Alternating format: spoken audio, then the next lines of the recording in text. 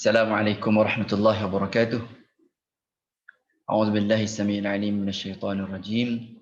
Bismillahirrahmanirrahim. Alhamdulillahi rabbil alamin. Wassalatu wassalamu ala asyrafil anbiya'i wal mursalin sayyidina wa maulana Muhammadin wa ala alihi wa sahbihi ajma'in. Qala rabbi shrah li sadri wa yassir li amri wahlul 'uqdatam min lisani yafqahu qawli. Subhanaka la 'ilma lana illa ma 'allamtana innaka antal alimul hakim. Wala hawla wala quwwata illa billahil aliyyil azim, amma ba'd. Saudara-saudari sidang penonton yang dikasihi sekalian, alhamdulillah dalam pertemuan kali ini kita ingin membahaskan asas-asas dalam kita memahami disiplin ilmu hadis. Memahami disiplin ilmu hadis. Antara ilmu yang perlu kita tahu untuk kita memahami asas ilmu hadis ini ialah berkenaan dengan nasikh dan mansukh. Ilmu nasikh dan mansukh. Muslimin, muslimat, saudara-saudari yang dikasihi sekalian, tahukah anda apakah yang dimaksudkan dengan nasikh dan mansukh? Baik. Sebenarnya perkataan nasikh bermaksud pembatal. Sementara mansukh bermaksud yang dibatalkan, yang dimansukhkan. Sesuatu yang dibatalkan. Okey, tuan-tuan, saudara-saudari sekalian, dalam ilmu nasikh dan mansukh hadis ini mengenali hadis yang membatalkan ataupun nasikh dan hadis yang dibatalkan, mansukh. Jadi dari segi istilah ilmu, pembatalan hukum ataupun nasakh bermaksud syarak membatalkan hukum yang awal dengan dibawa datang hukum yang baru. Ma nansakh min ayatin aw nunsiha na'ti bi khairin minha aw mithliha. Ayat Quran surah Al-Baqarah. Jadi ilmu ini ada dibahaskan dalam pengajian ilmu Al-Quran. Begitu juga dia dibahaskan dalam ilmu pengajian hadis. Dalam ilmu hadis, para ulama mengkaji dan meneliti hadis-hadis yang telah dibatalkan hukum syarak yang ada di dalamnya. Mengapa? Disebabkan datangnya hukum yang baru dengan hikmah tertentu. Baik.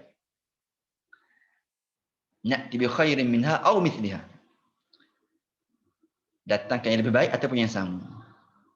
Dalam masa yang sama, kita perlu tahu bahawa terdapat hadis-hadis yang para ulama khilaf tentang kedudukannya, sama ada mansukh ataupun tidak. Terdapat hadis yang dianggap mansukh oleh sesetengah sarjana, tapi tidak dianggap mansukh oleh sarjana yang lain. Dalam hal seperti ini, perbahasan ilmiah di kalangan mereka perlu diteliti dan dinilai sebelum kita menerima pendapat ataupun pandangan-pandangan mereka. Saudara-saudari muslimin muslimat yang dikasihi sekalian, pada asasnya setiap hadis yang hendak diamalkan, namun jika ada dua hadis yang sabit, yang bertentangan sama sekali isi kandungannya dan tak mungkin dapat diserasikan, tadad, berselisih, tak mungkin dapat diharmonikan ataupun disesuaikan ataupun dirungkaikan, maka ada beberapa langkah. Ada beberapa langkah yang akan diambil oleh para pengkaji hadis. Antara langkah tersebut ialah jika dapat diketahui tarikh hadis-hadis tersebut. Ni hadis Makki ke hadis Madani. Dapat diketahui bilakah hadis-hadis ini, dalam peristiwa apa, dapat diketahui tarikh hadis-hadis tersebut dilafazkan, dituturkan oleh Nabi SAW, maka dihukum hadis yang terkemudian sebagai pembatal hadis yang awal. Jadi hadis Madani itu akan membatal hadis Makki. Ataupun macam ayat Quran lah, sababun nuzul, ayat Makkiyah, Madaniyah. Madaniyah tu membatalkan yang makiyah. Okey, baik. Seorang sarjana bernama Al-Mubarakfuri yang wafat tahun 1353 Hijrah. Beliau ada memetik kata-kata Ibn Khaldun. Apa kata Ibn Khaldun? Mengetahui ilmu nasikh dan mansukh adalah ilmu hadis yang paling penting dan sukar. Mengetahui ilmu nasikh dan mansukh ini adalah ilmu hadis yang paling penting dan sukar. Apa maksudnya? Baik. Kita ambil contoh. Ada sebuah hadis, Nabi SAW bersabda, Aftar al-hajimu wal-mahjumu. Aftar al-hajimu wal-mahjumu. Terbatal puasa pembekam dan yang dibekam. Terbatal puasa pembekam dan yang dibekam. Kalau kita tengok, hadis ini bertembung dengan hadis yang sahih yang lain yang diriwayatkan oleh Ibn Abbas.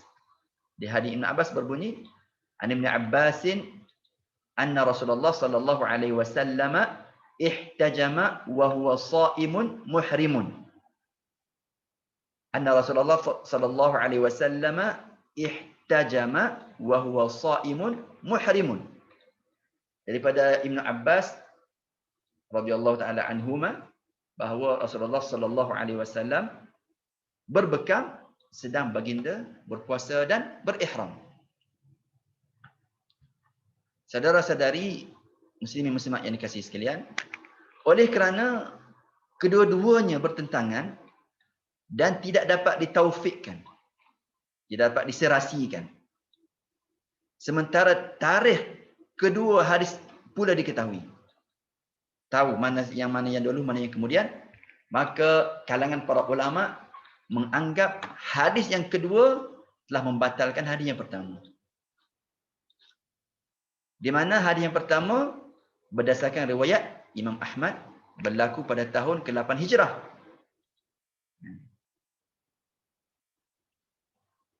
Manakala hadis yang kedua Ibn Abbas yang meriwayatkan hadis ini, beliau mengiringi baginda Nabi sallallahu alaihi wasallam semasa Hajjatul Wada', semasa haji perpisahan. Itu pada tahun yang ke-10 Hijrah. Jadi dengan kita mengetahui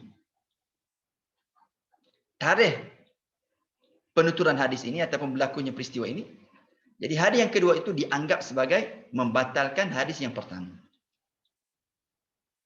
Boleh jelas? Jadi kita buat kesimpulan bahawa mengenai nasikh dan mansukh ini dalam ulum Quran pun ada, dalam ulum hadis pun ada. Jadi yang nasikh itu yang datang kemudian, yang baru datang. Mansukh ini yang datang, yang dah lama datang. Jadi yang baru datang ini membatalkan yang telah lama, hukum lama. Jadi mengikut tarikh. Kalau kita tahu secara lebih jelas, kita tahu tarikh-tarikhnya, maka kita tahu yang mana hadis yang nasikh yang membatalkan dan hadis yang mansukh yang dibatalkan. Wallahu a'lam, mudah-mudahan apa yang kita kongsikan ini memberikan kebaikan kepada kita semua dalam memahami disiplin ilmu hadis Nabi sallallahu alaihi wasallam. Insya-Allah kita bertemu lagi dalam pertemuan yang akan datang. Qul qouli hadza wa astaghfirullah azim li wa lakum. Assalamualaikum warahmatullahi wabarakatuh.